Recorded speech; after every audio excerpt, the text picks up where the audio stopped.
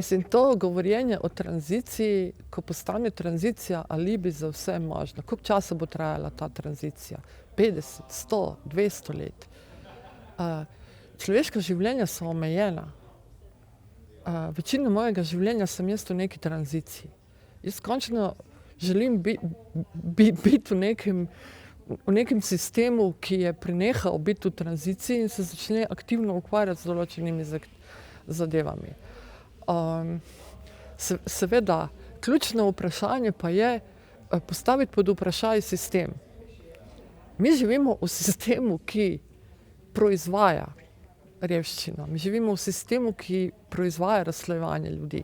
Mi živimo v sistemu, ki proizvaja možnost, da nekdo si lahko privošči ustrezne zdravstvene usluge, zaradi tega, ker bo lahko plačal dodatno zavarovanje, nekdo pa tega ne bo mogel narediti.